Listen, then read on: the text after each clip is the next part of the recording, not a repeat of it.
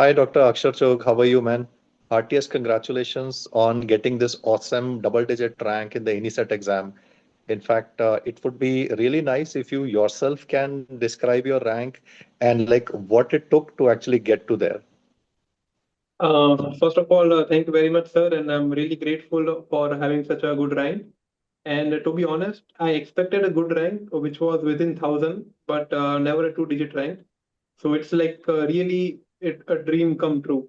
And the moment you said the two-digit rank, I knew my rank, but still it felt like I skipped a heartbeat. So it really feels nice right now. And like I'm really grateful for the journey and the learnings I had during my years.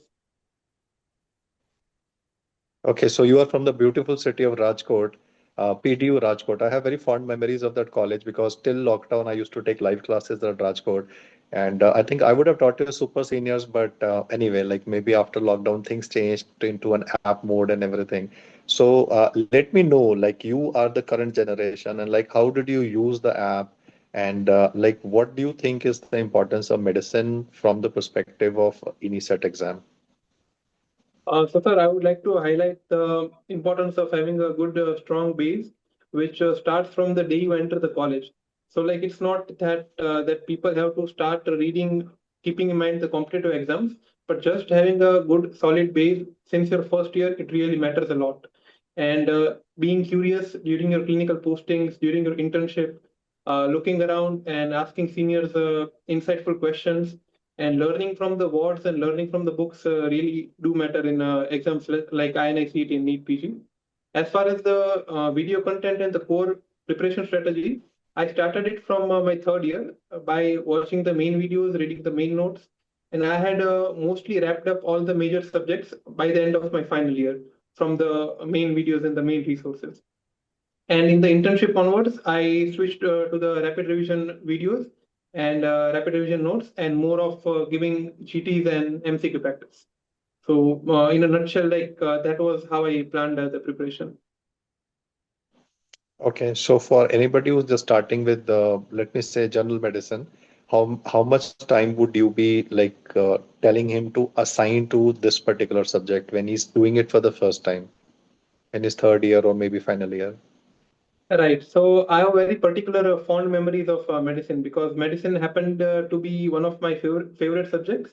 And in the beginning of second year, we were posted in the clinical postings. And the very first posting of our batch was in medicine. And that was like really awesome. So I started medicine back in my second year. Some of the people might feel that it's a bit too early to start medicine in second year. But I think just observing the patients, looking at the symptoms, and I used to go to the wards, see one patient, and come back and study it from a main videos or a main resource. So it would really bring all the clinical things together. I was already studying pathology, pharmacology in my second year, so it would really integrate well. So I would suggest that if medicine is a subject that you don't study independently, you have to study it along with other subjects like pathology, pharmacology. So it would be better if you are curious and if you like really like the subject of medicine, start it early in the second year or in the third year and take it slowly. Like don't just sit and do medicine for like 30 days and get over with it because that's not how like I think that medicine should be studied. It's a subject that you should cherish for like 3 4 years.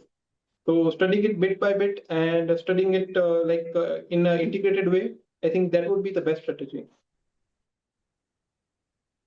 Great. That's a very insightful thought because normally at this moment, what I can say is the current generation wants, shortcuts and wants a fast resolution to everything. But you said that you need to enjoy the journey and like give it time. And when you do it system by system, bit by bit, then you tend to build up. So बूंद बूंद से घड़ा बनता है. That is, I think that would be an apt way to describe it. Like suppose in your internship, can we have a ballpark figure of how much time would you be ascribing to, like you said, you used rapid revision. So any particular ballpark figure you want to say, like your juniors would obviously be like requesting you for some random, like not exact. I'm not saying pinpointing, but yeah, some pretty approximate value for like how much time can, because there would obviously be shortage in time when you are in your internship. So any ballpark figure we can arrive at, like how much time to be dedicated to rapid revision, let me say. Definitely, sir. So What I feel is that the biggest weapon that you should have during your internship is flexibility, because not every posting will be as hectic as, let's say, medicine surgery, but not every posting will be as light as, let's say, ophthalmology or community medicine. So it's important that you shift the gears during your internship. So whenever you are assigned light duties and whenever you get more time to study, make the full utilization of it and study as much as you can. But when you are posted in, let's say, heavy duties, even just practicing 25 to 50 questions on one particular day, it will still keep you in momentum with the subject, and you will not lose the touch with the books. And that is, I think, the most important thing, that you should not lose the touch with your books in your entire year of internship. Even if you are posted in, like, let's say, very hectic department and you have 24-hour shift, you can still fit in like 20 to 50 MCQs during your windows, like during your small break windows. And whenever you are posted in like light departments, you could easily squeeze in like 6 to 7 hours of study per day. So I think that would be really important to sense which posting you are in and adjust your speed accordingly. So like in light postings, 6 to 7 hours would be good, and in heavy postings, like even half an hour to 1 hour, it would be really good. Just don't lose the touch from studies during your internship. Yeah, very aptly put and very summarized in a very concise way. So, like, were you also like normally people are a bundle of nerves before the exam? So, what kind of person are you? Do you prepare very long and then in the end, like you become numb and there is no fear? Or is it that Akshar is like a bundle of nerves in the end? What is your take and which is relatively better? Sir, honestly speaking, it was like a roller coaster ride just before INI, because I was preparing since my third year onwards seriously for this exam. So I was definitely playing the long term game. But what happened was that our internship ended in the graduation ceremony. Then it all ended on 12th of April, and we had our exam on 16th. So I was roughly like I had 30 days at my hand to compile everything and just give my best shot. But in the last 4 or 5 days, my health got deteriorated, and I was like having fever and body ache. So I couldn't do justice to the last 5 days, which is considered the essence of the preparation of it, like the 5 year long marathon. But the thing that helped me was keeping my cool composure during the exam. So when I sat in front of the desktop, I just thought that I will forget all the excuses and all the doubts right now. Right now, I just need to focus on one question and take it one at a time. And I think that uh, thing really turned out to be in my favor.